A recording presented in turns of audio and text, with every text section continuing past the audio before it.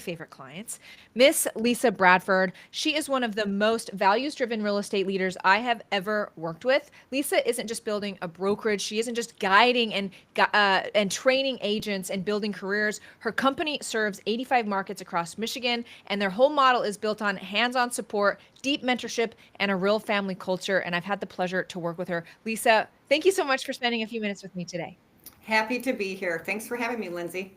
Yeah, so let's talk about social media. So before we met, Mhm. kind of tell me about what things on social media looked like for you, what you have tried, what it kind of looked like.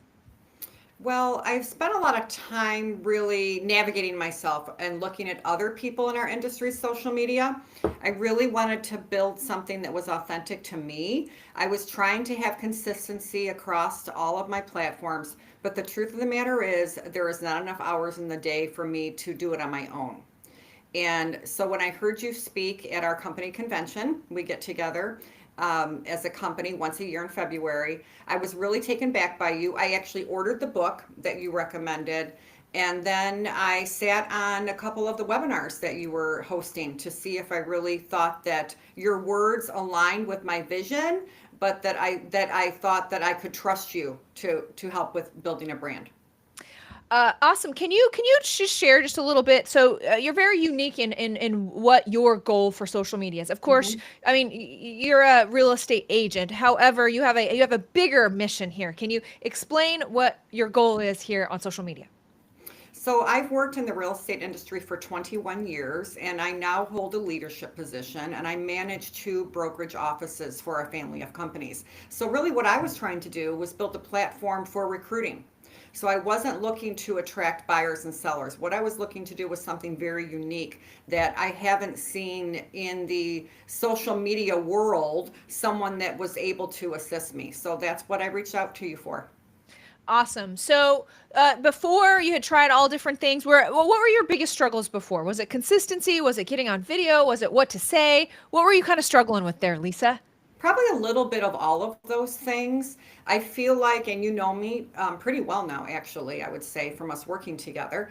And so, I'm very passionate about what I do. I am truly a mindful person and I have a lot of intention in what I do, but getting it all together. So, I consistently tell my agents that are afraid to get on video that I walk around looking like this every day. This is how I look. Usually, my hair's down, it's looking crazy, but today, bad hair day. So, but this is how we look. But we're afraid to actually go out and actually do it. So I needed someone who could put the tools together for me, that had the resources, that had the technological know-how.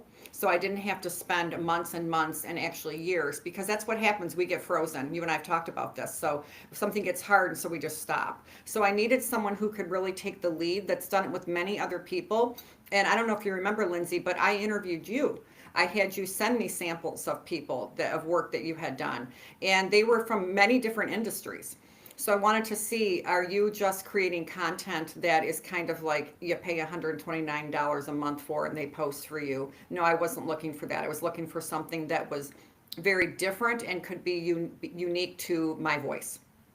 And do you feel like and how do you feel like the process has been? Can you kind of explain the process and if your voice is really coming out and how you feel about the content now that it's out there? I feel really good about the content, and I know it's working because people are talking about it. In fact, the owner of our company, Real Estate Ones, mentioned it to me when I was on the phone call with him on a different matter. He said, "Oh, by the way, I really like the videos you're putting out." So we service the entire state of Michigan, and he is at least 4 hours from me. So that is telling me that it's working. Um, and the process, really, there is a little bit of, some of the technology that you use. There's a very short period of a little bit of a learning curve. The support system that you have is tremendous. I don't have to do everything only via online or via email. I can pick up a phone and talk to a real person, which is very important to me. I'm very customer service driven myself, and I would say so is your company. So that has been wonderful. And then, quite honestly, the video part has been much easier than I would have ever thought it would be. I don't even prepare. I don't even look at the questions in advance. The very first time I was a little nervous, but I've tricked myself that nervousness, a little bit of anxiety is also excitement. And then I'm just truly who I am. So I'm trying to lead by example for the realtors that I serve by doing that. And if I want them to do video, then why am I not doing it myself? I love Like that. I anything, love the that. more you do it, the easier it gets. You guys have great editing tools, so you can take out any of my stumbles. Some of the feedback, I am a talker, so I probably talk too long sometimes, but that just gives you more content to be able to edit. But really, I don't even look at the questions in advance anymore. I just kind of look at it as kind of like, oh, we're going to have some time with Lindsay, and she's going to throw some questions at me, and we just have a conversation. I love it. I love it. Can you summarize a little bit about how you feel about social media now compared to how you felt about it before our work together?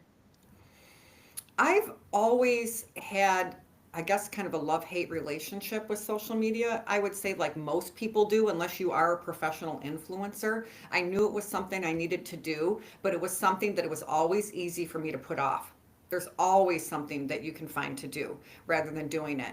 So, getting a team together, and when we have a standing appointment, I know that we're actually going to make it happen and do it. So, I have it blocked off. I'm much more comfortable with the videos, quite honestly. I don't really go back and watch them. I don't. Now, when someone comes to me and they do, one of the managers has reached out to me 2 times and said, "Man, you are killing it. I am jealous. You know, you're really coming up with some great content." And I just told her, like, it doesn't come easy, but like anything that's worth doing, the more you do it, it just gets easier. I love that, Lisa. If you were, what would you say to somebody who is considering working with us but isn't quite sure yet? I would say do what I did. Actually, plan a time to speak with Lindsay on the phone. She allowed one of my girlfriends to speak to her about what she does. A girlfriend in a totally different part of the state that has kind of an interest in marketing and in this industry. And she actually took the time, Lindsay did, to have a video call with her.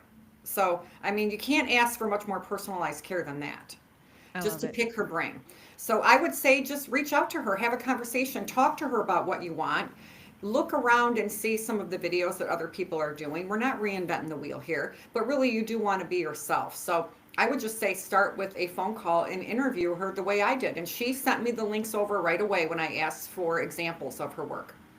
I love it. Lisa, thank you so much for taking a few minutes with me today. I sure appreciate you. Always happy to be with you. Have a great day. End scene, Lisa.